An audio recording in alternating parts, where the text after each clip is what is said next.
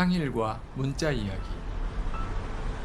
그날 난 뭔가 흥미로운 일이 없을까 하며 썰룸에서 빈둥거리는데 보니 마시가 희미하게 나타나고 있었다. 마침 잘 됐네. 심심했는데. 마시, 그 이맛박에 부착한 건 코인인가? 아니면 중국집 쿠폰 모아두는 거야 뭐야?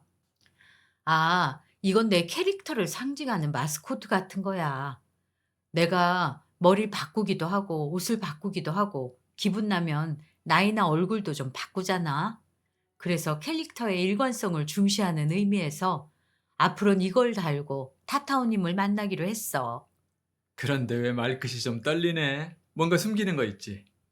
실은 인간 앞에서 이건 좀 부끄러운 건데 내가 지상에서의 사명을 가지고 여기 왔고 타타오님을 만났잖아. 음, 문자와 이야기 속에서 뼈를 발굴하고 신계를 향한 전통 문화의기를 회복하는 것. 그거 말이지?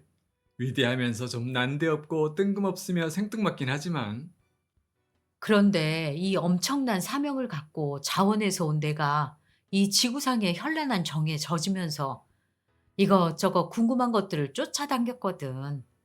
특히 로맨스 소설, 드라마 등을 보기 시작하니 이게 처음엔 유치반 쓰더니 볼수록 중독되는 거 있지. 그러더니 며칠 전 아침에 자고 나니 이마에 이게 붙어 있는 거야. 뗄 수도 없고. 그리고 이게 세상 중독, 인정 중독으로 인한 딴짓이 계속 이어지면 이 코인 같은 것이 부르르 떨면서 이마 속으로 파고드는데 완전 미칠 지경이지. 실은 오늘도 그 고통을 받다가 후다닥 차려입고 타타오님을 보러 온 거 아니겠어? 아우, 내 팔자야. 오호라, 서유기에서 손오공 머리에 씌워진 긴고와 같은 거구나. 사명을 저버리면 벌을 받는 장치. 그런데 거기 써있는 문자는 뭐지? 몰라서 물어? 그럴문의 고대 스타일이잖아. 내가 문자의 정령이란 사실을 잊지 말라는 거지. 자, 어쨌든 왔으니 오늘은 어떤 이야기 속으로 들어가 볼까?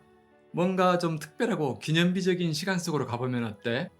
타타오님이 가보고 싶은 그런 시점이 있으면 말해봐. 내 오늘은 특별히 멋지게 세팅해 볼 테니까. 난 신나게 머리를 굴렸다. 이순신 장군을 만나볼까? 아니면 세종대왕? 아니, 좀 더 옛날로 가보자. 그날 내가 기대했던 것보다 백천배는 무거운 체험을 하게 될 줄은 미처 몰랐다. 왜 그날 그때 하필이면 문자를 창제했다고 알려진 창일이 떠올랐을까? 마시, 지구에서 창일과 무슨 관계였다고 했지? 마시는 우리 집 2층 썬룸에 오랜만에 핀 선인장 꽃을 만지며 대답했다. 기억하네. 난 그의 세네 번째 눈이었어. 사람 눈이 두 개인데 세네 번째 눈은 뭐야?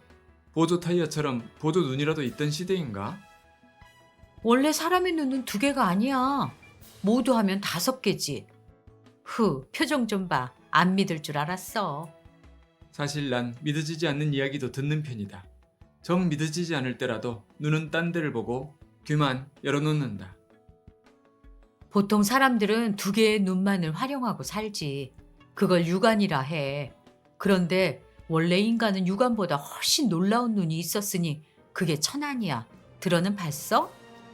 천안이라 하늘 보는 데 쓰는 선글라스 같은 건가? 아니, 투시 알지? 어떤 것이든 뚫고 그 속을 볼 수 있는 그게 투시인데 그게 가능한 눈을 천안이라고 해. 아이고, 타타오님 작은 눈이 갑자기 커졌다. 그럼 천안이 가능한 사람은 사람이 옷 입고 있어도 속살을 다 볼 수 있다는? 물론 심지어 벽도 투시해서 그 안에 사람이 뭘 하는지도 볼 수 있고 또 사람의 몸에 병의 원인까지 보아낼 수 있어. 너무 좋겠지? 우리가 그런 천안의 능력이 원래 있었다고? 그런데 그 멋진 능력이 왜 지금은 사라졌을까? 고장났나? 청정한 의식으로 청정한 공간에 살 적에는 모두 그런 천안이 있었는데 사람이 탁해지면서 이런 물질 입자 세계로 떨어져 왔고 그 능력은 막혀버렸어. 왜냐하면 이곳에서 수준 낮은 사람들이 그런 능력을 함부로 남용하면 세상의 질서가 깨지니까. 그런데 창일 그 양반은 그런 눈이 두 개 더 있었단 말이지. 어이하여 그런 특별 혜택을? 우리 새평숲을 좀 걸으며 이야기 속으로 들어가 보자. 어차피 아저씨 심심했을 텐데 오늘의 주제 딱 나왔네. 창일과 문자 이야기. 마시는 세평숲을 향해 걸었고, 아니 엄밀히 말하자면 둥 떠서 이동했고, 난 허겁지겁 신을 신고 그 뒤를 따랐다. 마시는 수천 년 전 추억을 되새기는 아가씨 마냥 들떠서 홀짝거리며 흥얼거렸다. 옛날 옛적에 간날 간적에 창일이라는 젊은이가 있었더래요. 창일이 젊은이였어? 아, 하긴 누구나 젊은 시절은 있었겠지. 대략 기원전 2500년에 살았던 젊은이였죠. 워낙 총명하여 당시 헌원 황제의 사관 역할을 맡았고요. 헌원 황제라면 중화문명의 시조라는 그... 맞아요. 중국 고대 사망 오제 중 한 명으로 오제의 첫 번째 제왕으로 알려졌으니 대단합니다.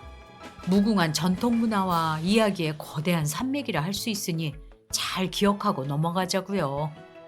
그런데 마시는 창일을 그 시절에 봤어? 눈이 정말 네 개였어?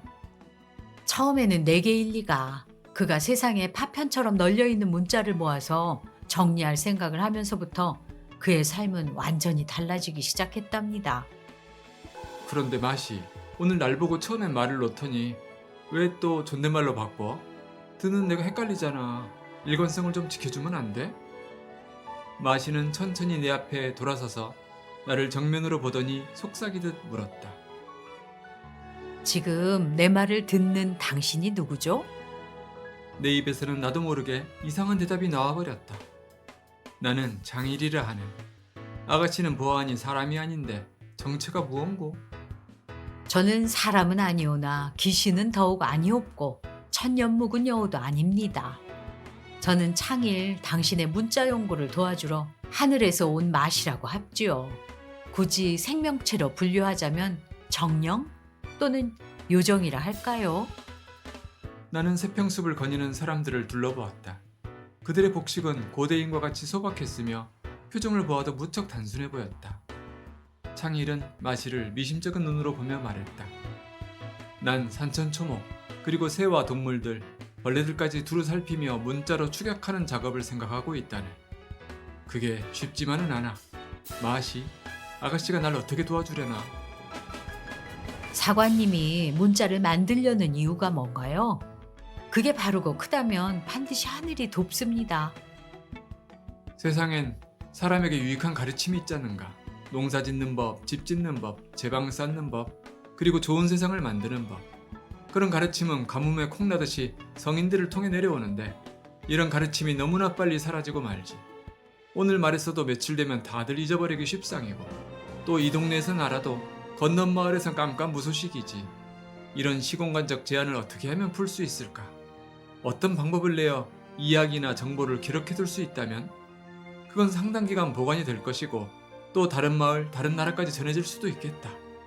이건 말하자면 지식의 생명성, 영원성을 불어넣어준 것이 아니겠나. 그게 내 문자 연구의 목적이라네. 마땅히 하늘이 도울 만한 대의 명분입니다.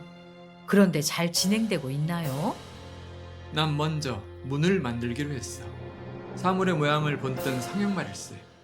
하지만 이런 수백 자의 문만 가지고는 의사소통조차 하기 버겁더란 말이지. 더구나 세상은 점점 복잡해지는데 말이야. 난 여기서 막혔네. 마시, 자네가 하늘에서 보낸 사자라면 뭔가 조언을 해주겠나?